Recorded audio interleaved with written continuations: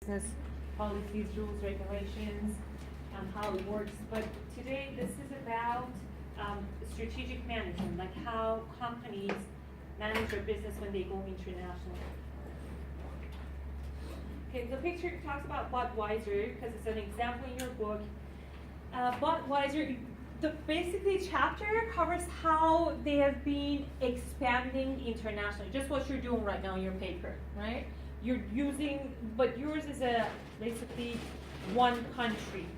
We're going to talk about how when they want to expand in different countries around the world, what do they do? What is the best approach? For example, here, they have this company, Anheuser-Busch. They've grown through organic growth and value-enhancing acquisition. Organic growth is basically little by little you grow, and then as long as you're successful, you expand to another market or you expand in another country. That's organic growth. When it's acquisition, it's not organic growth because you're buying an already existing company and then you become big all of a sudden, right? So it's not organic. They have been growing, they have been using both methods, organic growth as well as some markets by acquisition.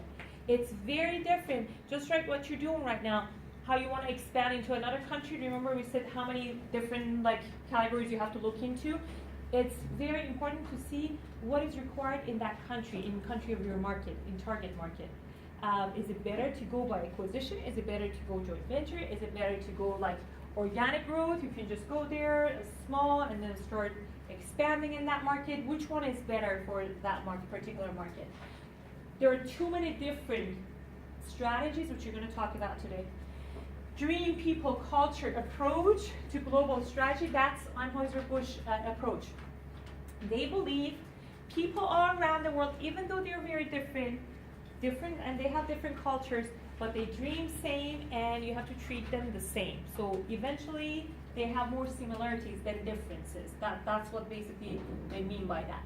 It's 7 of the top 10 beer brands, operations 25 countries and 155,000 employees.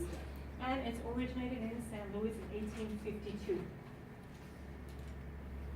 These are what we're going to cover. Okay, companies, when they want to expand, first of all, you can add value in any stages of your chain. The chain starts with the raw materials, all the way goes to processing, manufacturing facility, depends which entity you are in this chain, right?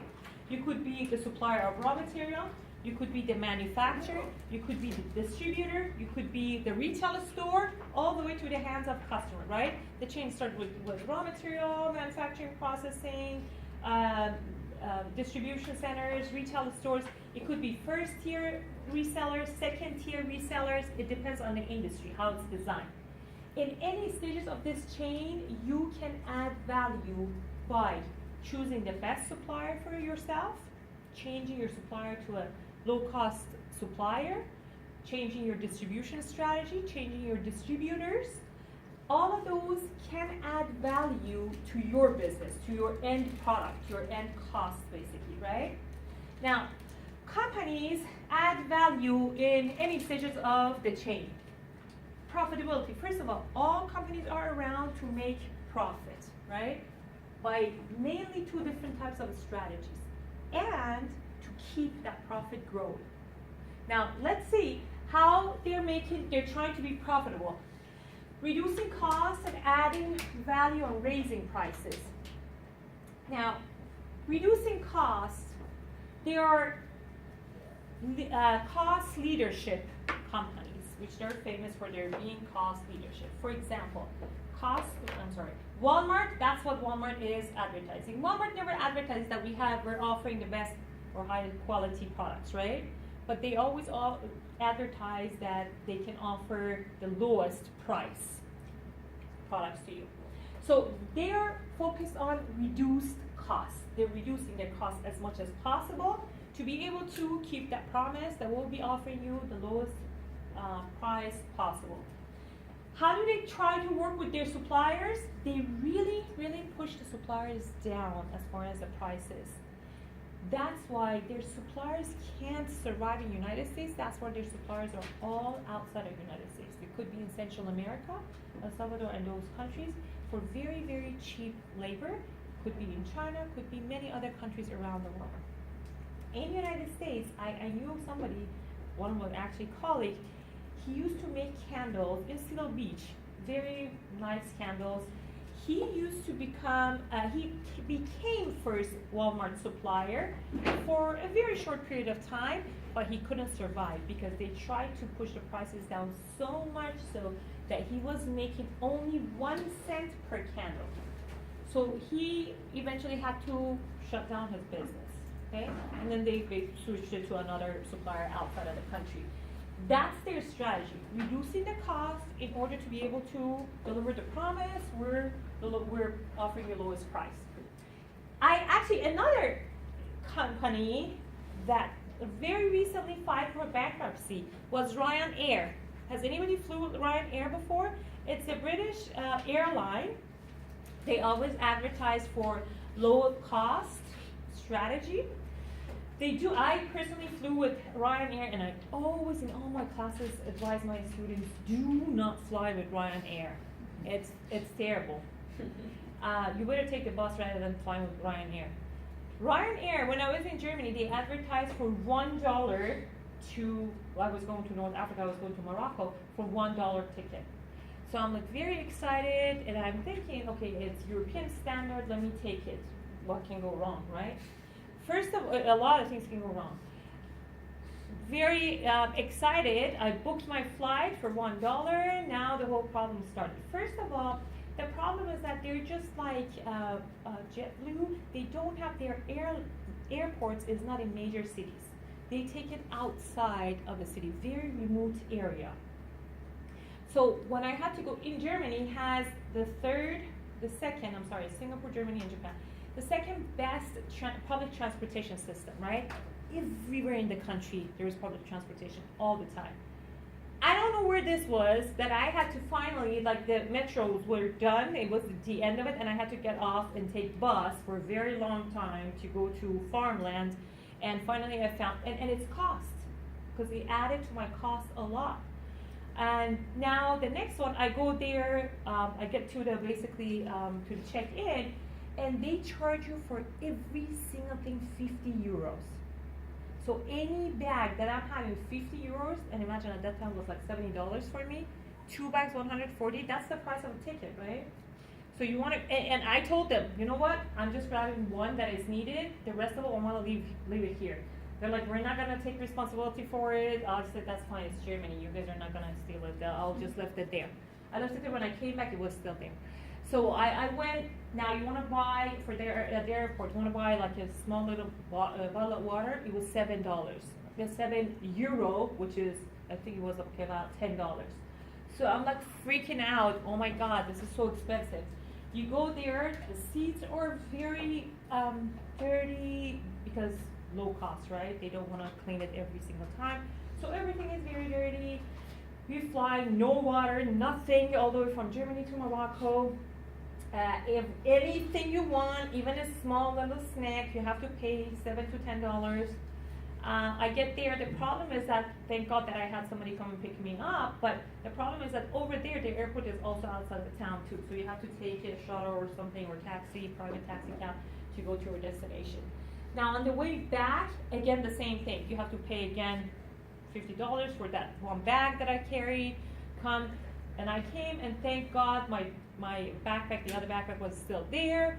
And again, I had to take the metro, which was very expensive to get because it was very far to where I lived, to go back home. So it cost about $200, $250, the whole thing with the bag and water and snack and those two transportations, which would be honestly the same thing. And I didn't need to go through all these hassle. So that was the advertisement for Ryanair for $1. Just recently, that was about more than 10 years ago. Just recently in summer, I've heard that they filed for bankruptcy. So it didn't their strategy. And in many of the textbooks, it used to be the example of reduced cost, low cost leadership was actually Ryan Airline. Now the next one is adding value and raising prices. You can add value and raise prices. A very good example is Caterpillar. Caterpillar in 1980s, Japanese companies and American companies were going head to head because of competition all around the world. A lot of electronic companies, a lot of, for example, copy machines, automobile industries. A lot of those industries, Americans and Japanese were going head to head to go to global market. What happened was United States market was taken over by those high quality, low cost Japanese products. So many times US was not happy. If you guys remember in the example of volunteer export restraint, we had Japan and Toyota, which so Japan actually stopped Toyota's export to the United States in the 80s voluntarily because the United States asked them to do so. The other example was Komatsu versus Caterpillar, which they're both earth-moving equipment. Komatsu was again introduced to US market, and it was for developers, builders. So a lot of builders switched, after a very long-term relationship with Caterpillar, they switched from Caterpillar to Komatsu. Komatsu was high quality and much, much lower cost. Caterpillar tried to gain back the market. They did everything, reduced the prices. They even went to Japan to see how they're built, like as a corporate intelligence, to see how they're built, right? Everything was perfectly done, just with low cost. So what Caterpillar did, they lost majority of US market, and they were about to lose majority of international market too. So what they finally did, they're like, okay, we cannot compete with Komatsu. What we can do, let's add more value and increase our prices so we can change the target market. So what they did, they actually did add value and they increased the prices, but what they guaranteed was a 10-year warranty. For all the products you buy from us, you have 10 years free warranty. So that's how they could gain some market share back. That's a good example of adding value, raising prices. If you cannot compete, just add value and promise a better warranty and try to gain market share back. Or you can say differentiation strategy. That's also, you can say differentiation strategy too, by adding value. Mercedes-Benz and BMW, they're both high-performing German cars. So what they did, one of them decided to focus on sports car, BMW, and Mercedes-Benz on luxury cars. That's how they differentiated from each other to have their own different target market. The third strategy, which it doesn't say here, it's niche market. Niche market is, for example, Lamborghini is in the automobile industry, right? But it's not going to compete with Toyota or Ford or any other car. So it's just not their market at all. Toyota actually sells in a month as much as Lamborghini sells in a year. So Toyota sells a lot more. But Lamborghini is not going to put its quality down in order to compete with Toyota. That's their niche market. They're not competing with the other partners in the industry. They have their own very small market, but they have a very high profit margin. Profit growth is when they already are profitable, now they want to increase. Like each year, they have a goal for next year, 3 years, and 5 years. In next 5 years, you would like to see 3% increase in our profit. How do they do that? By two main strategies. Sell more in existing markets, which means more budget for marketing, funding a lot of marketing projects so they can advertise.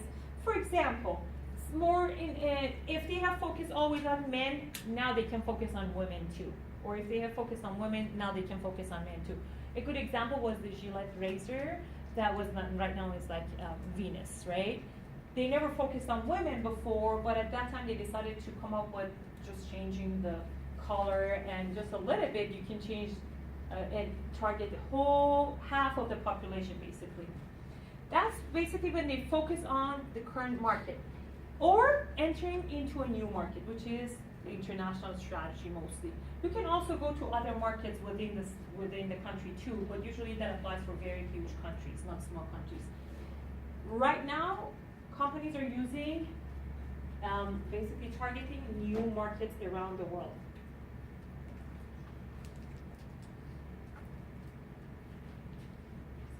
This is just an example of international hotel industry. These are owned by the same company, Marriott, Starwood, and Four Seasons. They're just targeting different target markets, that's all. Targeting different population, different segments. High-end segment, higher than middle, and then lower middle segment of the population. But and under different names, you might never know it's the same company, but they're all under the same company. Now, companies are supported by two types of activities. These are main activities, and these are supportive activities. I'm not going to go all over everything, but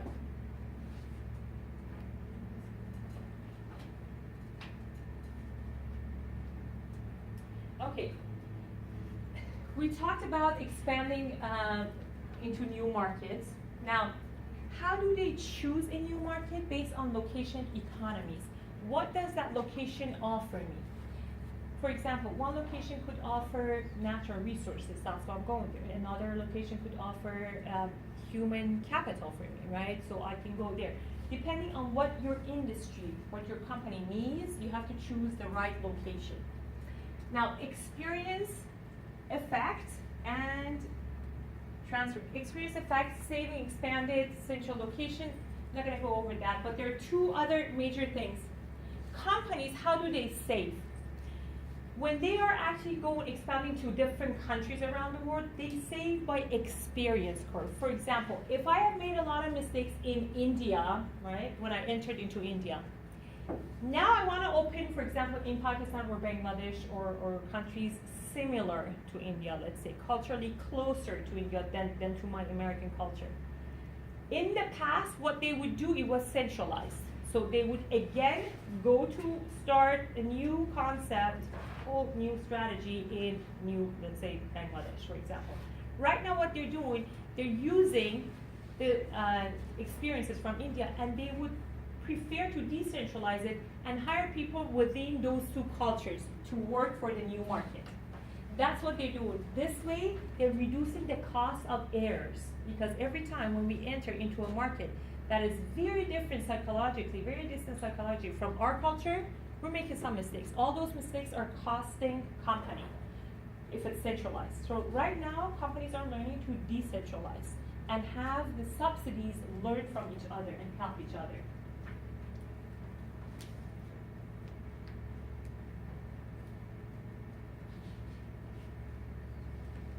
Which is experience the curve, and then learning effect. Also, labor cost will reduce by labor errors, will reduce by learning effects.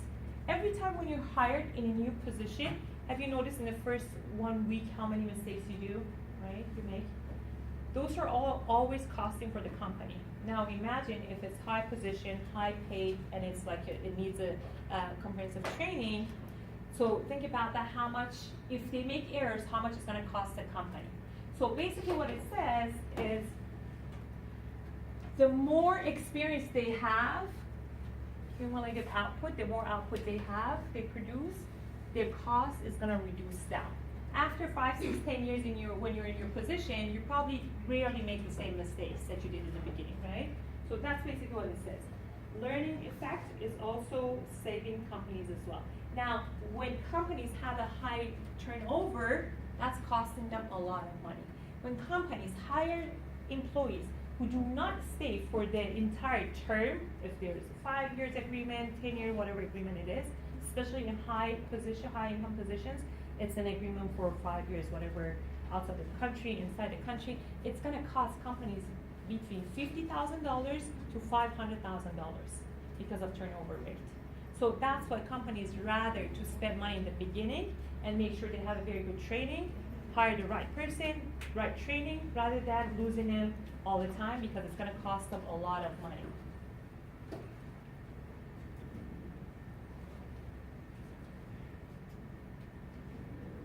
Okay, so the other important part of this chapter is the pressure. 4 basic strategies. Companies these days are under a lot of pressure to reduce the cost, right, because of competition. So it's so much competition. If one company offers like a very high, expensive price, products, we're going to switch to competitors easily. The other one is for local responsiveness.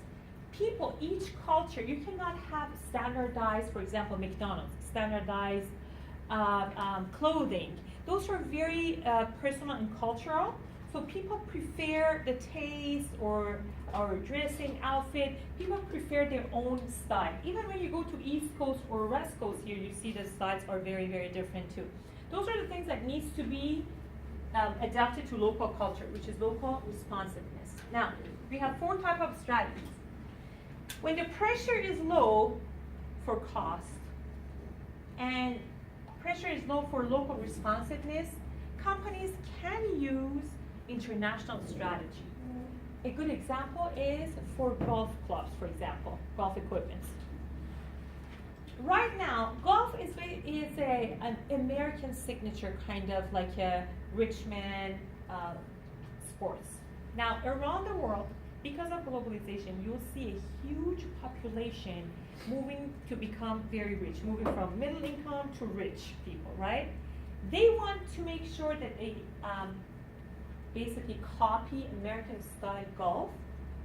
They don't care about the cost because it's an expensive sport anyway, so they don't want to say that, oh, you have to reduce the cost. They don't care about the cost, and they don't want to be adjusted to their own culture, right? Golf clubs, golf equipments, they want to be actually American golf equipment, exactly standardized to American standard, and just sell it expensive to those countries, and they will buy it. So that's one example. Now, because of that international, it could be international strategy, meaning it can be produced in the United States, made in US tag on it, and sold all around the world. Because they have their own niche market in each country. When you go, there's a very small population of rich people who probably are practicing golf, right? That's international strategy, can be produced here. That's what we call international. It's produced here, sent everywhere around the world. Global standardization strategy, the pressure on cost is high, cost reduction, as pressure is high. But the pressure on local responsiveness is not high. It could be natural resources. It could be, for example, medicines, steel, mostly for a business to businesses, right? Because you're a business, you want to make sure you're buying from your suppliers cheap, right? But you don't want to standardize it because it's mostly you're going to process that product anyways. So therefore, a lot of companies are using, if you're business to business, mostly they're using global standardization strategy. Doesn't necessarily mean to have made in USA or anything, could be built anywhere around the world because I want to just process it myself in my own country. The third style is localization strategy. Localization strategy is, very good example is McDonald's, right? Because McDonald's, all around the world, we talked about it, the menu is very different. For example, in China, they have, in Japan, they have sushi burger. In Korea, they have bulgogi burger. In Saudi Arabia, what do we have? I know it's makiala or something like that. Makarabia, I think. Makarabia? Yeah, Okay. that's right, yeah. And in India, it's veggie burger. They have a lot of different types of menus all around the world to serve the local need, okay? So the pressure for cost reduction is not that high because McDonald's is not an expensive item anyways, so it wouldn't go that high anyways. So the pressure is not that high, but definitely the pressure is very high on to serve the local needs, which is different tastes. Now, all of these have been used all around the world historically, right? Each time, different one depending on the industry. Companies have learned this is costing them a lot of money. Right now, the pressure is a lot on low cost and responsiveness. You have to be adjusted to my culture as well as you have to offer me low prices too. Now, when you unfortunately, when you adapt to someone's culture, it's very costly because you have to change your strategy from one country to another country, right? So therefore, it becomes actually adds to the cost. So it wouldn't go hand in hand. What can they do? You can, when you produce in a very low cost country and send it to all around the world, that's the lowest cost possible. Now, what can they do? They came up with transnational strategy idea. Transnational strategy idea says, put countries in one group cluster them, okay? Clustering strategy, you put them in one group. If you believe psychologically they're the closest possible, put them in one group. So you increase the economies of scale, you're producing for more people, and you are actually putting the cultures together. For example, they'll say Latin America, one group. I mean, except Brazil sometimes because the culture is a little bit different. You can say Middle East, one group, Southeast Asia, East Asia, North America, or Western Europe, South Europe. All of those, they'll put them in one category because it's believed that they have almost similar cultures as far as the taste or as far as responsiveness. Therefore, you're basically reducing the cost by producing a high volume of the product, as well as you are also responsive to their needs.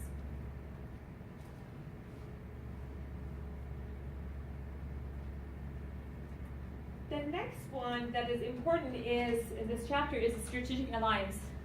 The strategic alliance could be a very wide spectrum.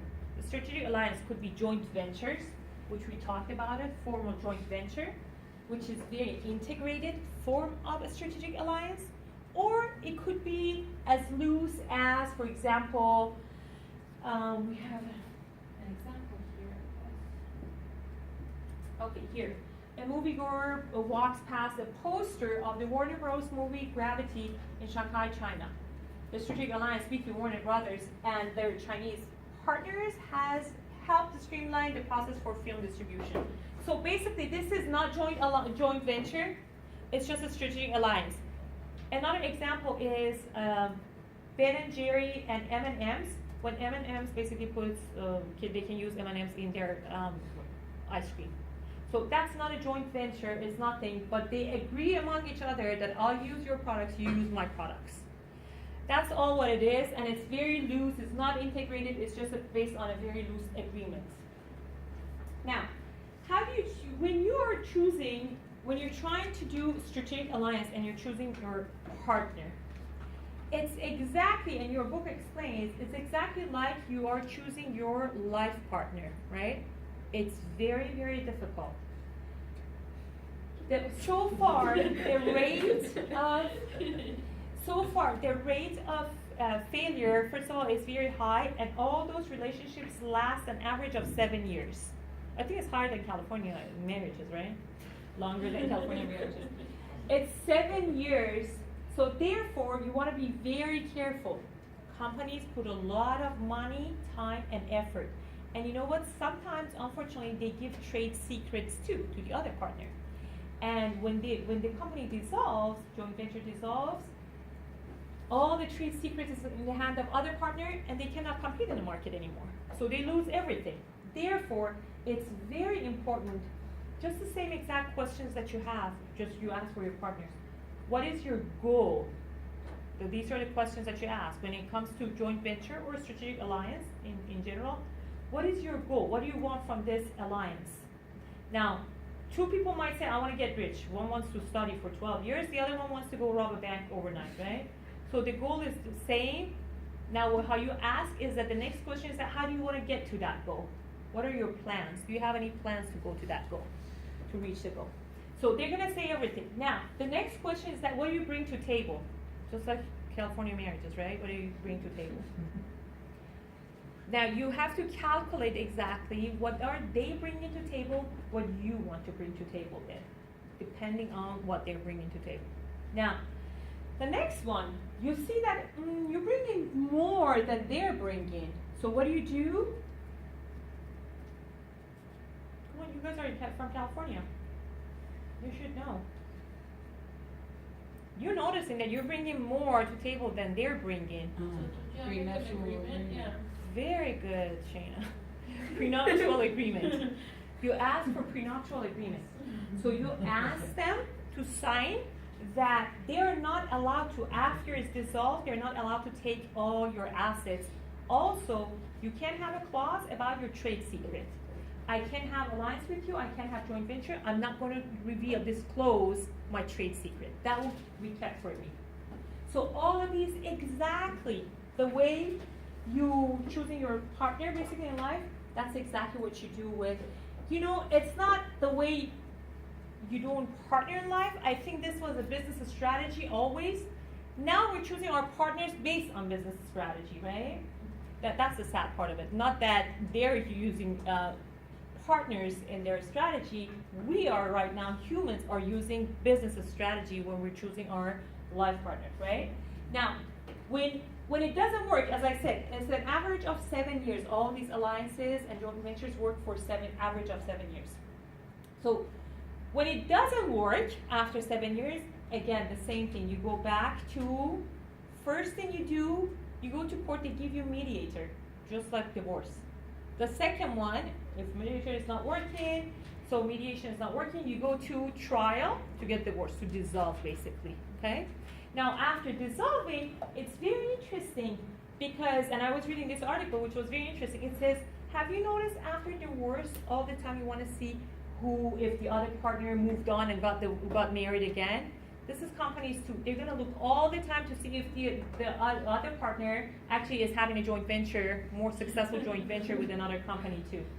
So, because those are run by human, right? It's human behavior, I guess.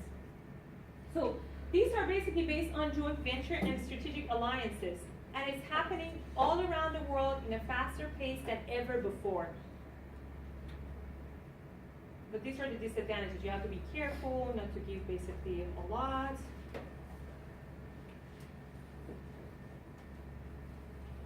And that was your chapter 12. It has a lot of, it's like 55 slides, but those 3 parts, the differentiation strategy, low cost strategy, and niche market are very important, the strategic alliance. And the other part, the 4 strategies of transnational strategy, international strategy, those 4 types of the chart. Those 3 parts are the most important parts of chapter 12. And do you guys have any questions? Okay, I want you guys to please work on your paper because as I saw today, you guys have 1 more month, which is, yeah, you have 1 more, exactly less than that, right? Less than that. Yeah, because last 2 sessions we're going to present. And when the presentation starts, I will not accept any submission anymore. So you're submitting all your papers by, I think, the 1st of December.